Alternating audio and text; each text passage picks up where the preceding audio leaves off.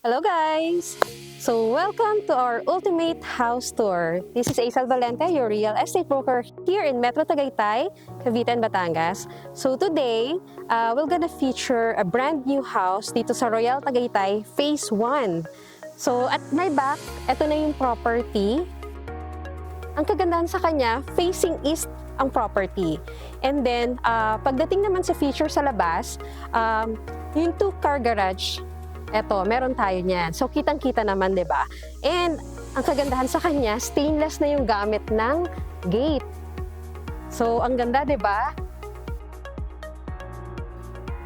And dito naman, meron tayo ditong pocket garden wherein, ang kagandahan sa kanya, pwede nyo pa rin siyang i-enhance.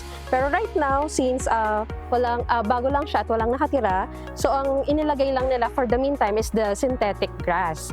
And if you're gonna check the upper portion or the second floor, ang kagandahan sa kanya, may balcony na siya, di ba? So ang kagandahan sa balcony na yan, since east ang front ng bahay, ang kagandahan sa kanya, pwede kayo mag-coffee, di ba? With the friends and family. So yun yung isa sa mga benefit na makikita natin dito sa property na to. So let's go inside.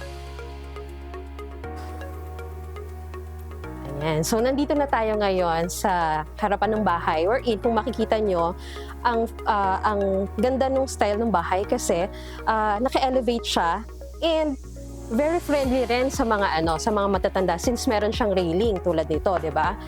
And in this area, makikita naman natin na yung 2-car garage for SUV, kasyang-kasya. Ang isa pang feature nito, as you can see, the ceiling. So, sa ceiling niya, ang ginamit na niya is PVC, which is very minimal ang cost. And pangalawa, less maintenance. Pangatlo, hindi sila gumamit ng gypsum board wherein it's a plastic type eh. So, yun yung kagandahan sa kanya, mas tumatagal ang PVC. So, here in this area, ayan, meron siya mga lighting features na siya. And then, ang bahay na to, nasa gitna siya ng lote, wherein this area is a 3 meters sa front, 3 meter setback in front, and sa sides naman is 2x2. So, meron pa siyang space for the utilities and also, yun, may mini pocket garden din dun sa kabilang side. So, puntahan natin dito. So, as you can see, so meron siyang dirty kitchen and also yung ng aircon, condenser ng aircon. So dito nila inilagay. So isa pa, nandito pa ito yung kitchen. Papasukin natin siya mamaya. So meron siyang dirty kitchen dito, pump, and then dito red, meron din siya utilities area, so mga sampayan, so dito siya, labahan, nandito rin siya. So as you can see, sa buong bahay, nakapalibot na rin tayo ng solar light. So para makita talaga natin na maliwanag siya sa gabi. And ito naman, so kasama rin dun sa harapan, meron siyang pocket garden na pwedeng taniman if you want. And ito naman yung CR for the maids and the driver. So ayan siya. And ang kagandahan, isang feature pa nito, meron siyang sink wherein pagpasok mo sa loob, 'di ba? At least 'di ba, malinis na yung hands mo or something na kailangan mo maghugas, nandito lang siya. Okay? So, let's go inside dun sa pinaka main entrance. Doon tayo pumasok.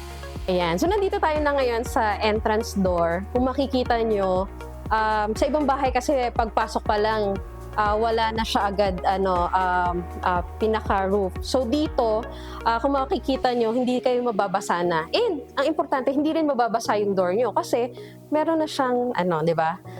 Ayan. So ang ganda pa ng di ba? Ang ganda ng entrance kasi 2-door na siya and double lock na rin siya. So let's go inside. Ayan. So, nandito na tayo ngayon sa loob to feature kung ano mang meron dito. By the way, this property is a semi-furnished house. So, as you can see, wala pang gamit. So, yung makakabili nito, you have the chance na i-improve pa yung bahay na to. Though, maganda naman na siya, livable na siya. Pero syempre, iba pa rin na kapag ikaw ang bumili ng bahay, syempre, better na gusto mo rin yung mga gamit na nandito rin sa bahay. So, by the way, ang isang feature nito, meron na siyang emergency light in case of emergency or kapag brown out. So, which is very normal. Kasi ibig sabihin lang nito, compliant sila sa Bureau of Fire, di ba? So, meron na siyang emergency light. And ang kagandahan pa nito, ito yung living room. So sa living room, di ba, ang lawak, di ba? As you can see, marami rin siyang window na merong screen. Ayan. So meron na rin siyang screen and meron na rin siyang blinds. So hindi mo na kailangan magpakabit ng blinds kasi meron na siyang, I think this one is combi blinds. So yung dalawang layer na tela.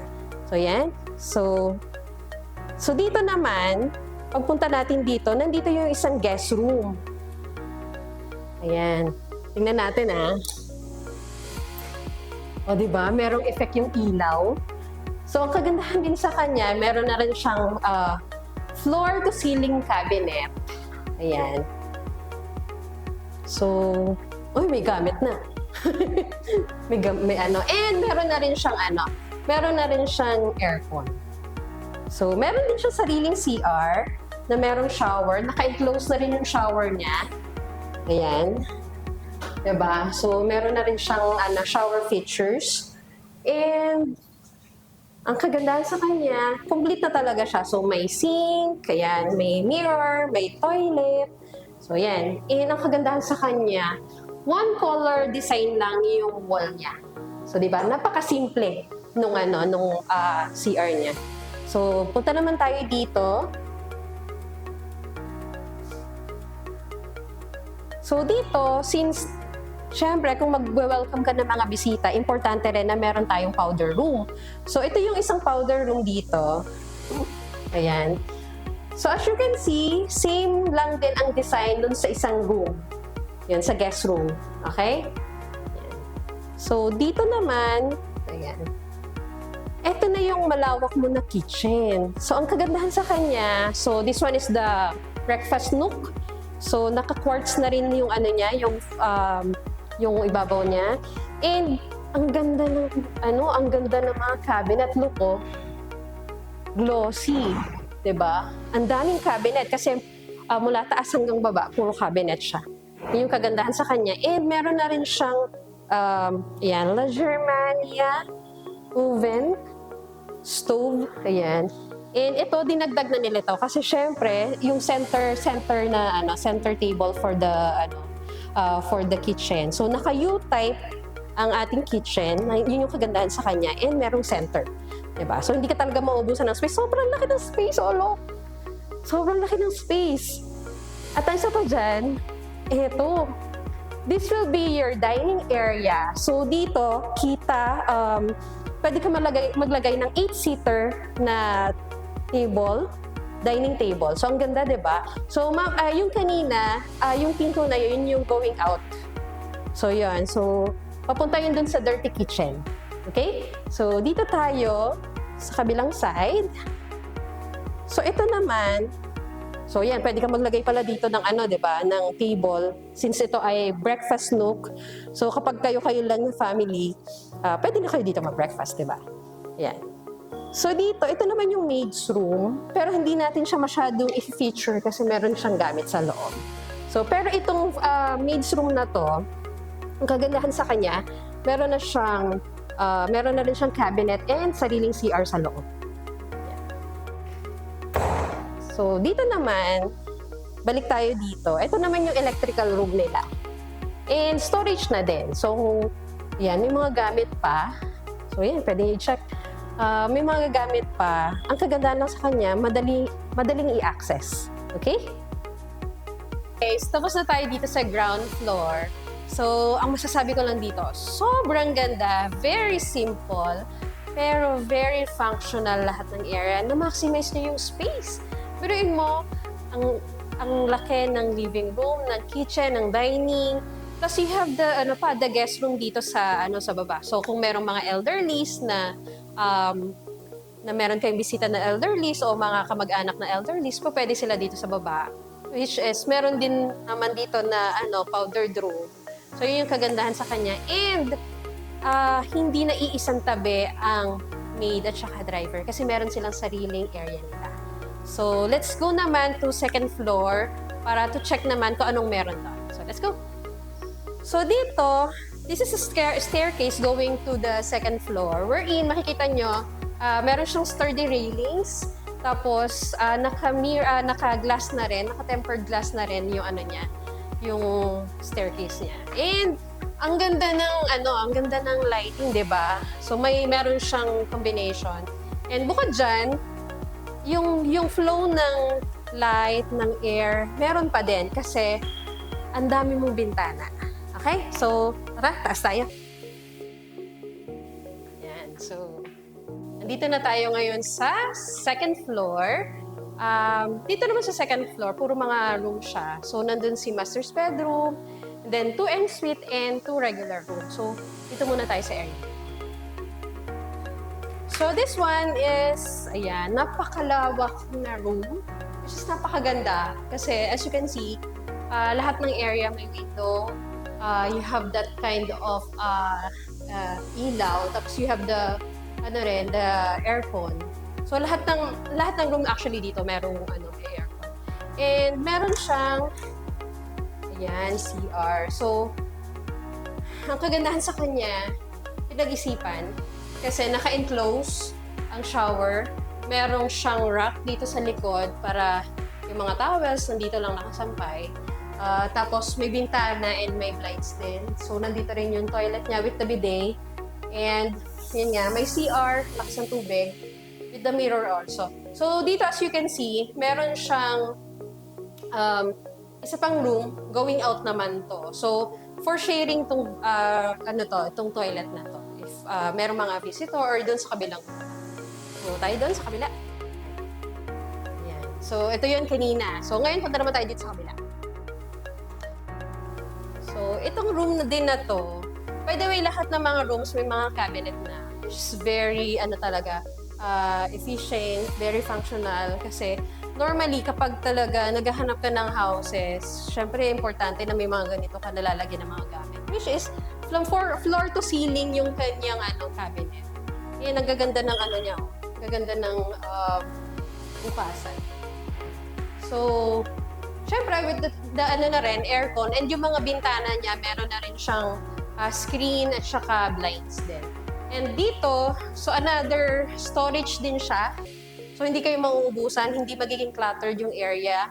And, ayun nga, so meron din siyang sariling CR. So, dito naman, same with the other, same lang din yung wall niya, yung color, and then naka-enclose na rin yung shower. So, with the bidet na rin yung toilet and cabinet na din sa mga toiletries. And yun nga, meron na rin siyang heater. So, as you can see, may heater na rin siya.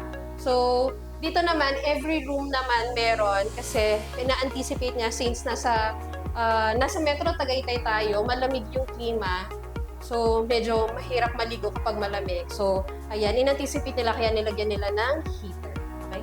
And isa pang ang feature dito, every CR or every toilet, meron siyang exhaust fan.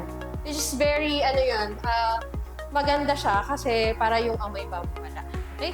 So, let's go to the other room. Dito, actually, ang dami nyo pang pwedeng i-enhance kasi pwede ka pang maglagay ng console table or it's like sofa if you want. Ayan. And dito naman sa isang room na to, so ito, wala siyang masyadong, walang cabinet. Ito, pwede nyo siyang gawin na office room, di ba? Or pwede rin naman siyang entertainment room if you want. Kasi wala namang masyadong gamit na pwedeng ilagay. So, pero it has aircon and also yan, yung window may screen and lights na din. And I think ang mga ilaw nila, hindi po ako nagkakamali. Ano ba to? Hindi. Ayun! So, meron siyang, naka-tricolor na rin siya. Diba? Ang ganda. Naglaruan ng ilaw. So, dito naman tayo sa other room. Mamaya na natin i-feature itong master's bedroom. So, this one naman, this is one of the ensuite bedroom wherein Meron na rin siyang cabinet and also toilet and bath. So, same lang din yung toilet and bath niya. Same design, same color. Yung wall niya, same lang din. It has exhaust. It has a shower na. So, yun. Ayan. Lakas na water and yun. With the heater na din. Okay? Ayan. So, cabinet. The floor-to-ceiling cabinet. So, dun tayo sa master's bedroom. Okay? So, sa master's bedroom, ito yung maganda sa kanya kasi unang-una, naka-east side kasi siya. So, sa morning, may sikat ka na agad ng araw, di ba? So, yung kagandahan sa kanya. Tapos, nandito na pala yung CCTV monitor. Nandito na. So,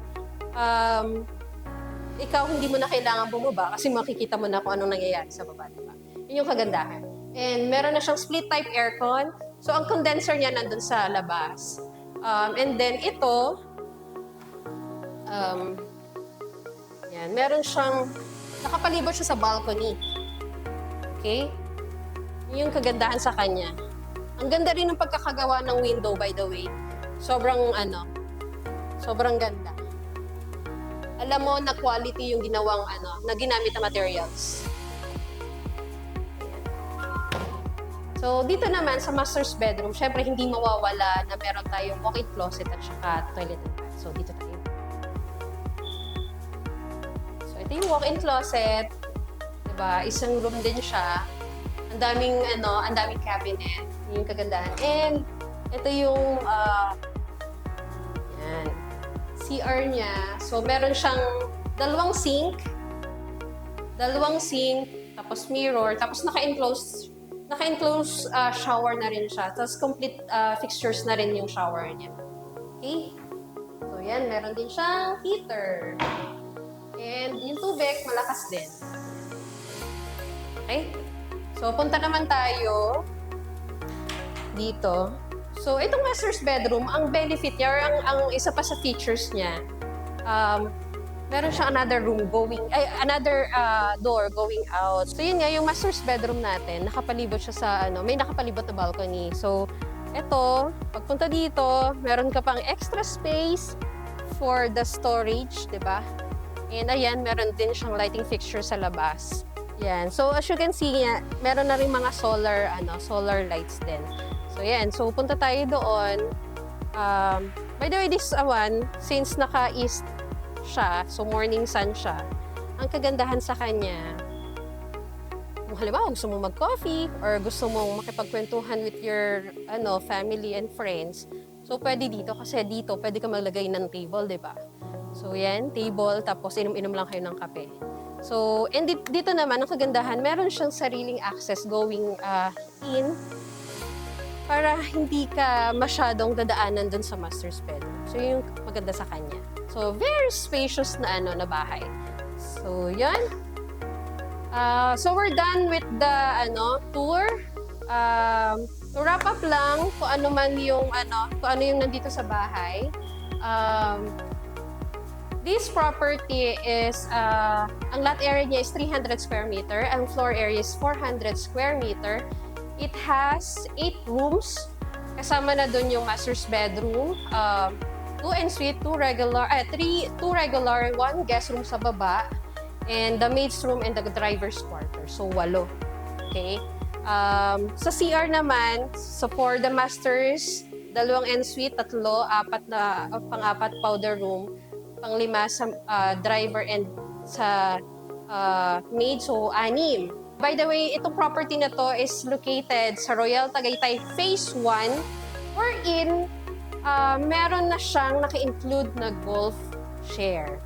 So, automatic po kapag po Phase 1 lot owner po kayo or Phase 1 homeowner po kayo, meron na po kayong golf share na kasama. Okay? For the Phase 1 lot homeowners, may community na po kasi talaga dito. So, you have the benefit na merong 24/7 na ambulance, 24/7 na nurse na nakaantabay.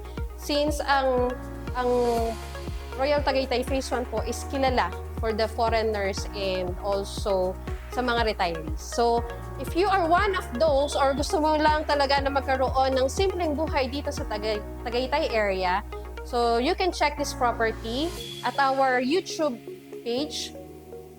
It's Luvian Properties Inc. You can check also our social media account for the Facebook, Instagram, LinkedIn, and TikTok account. So, yun lang po for today. See you on our next tour. Bye!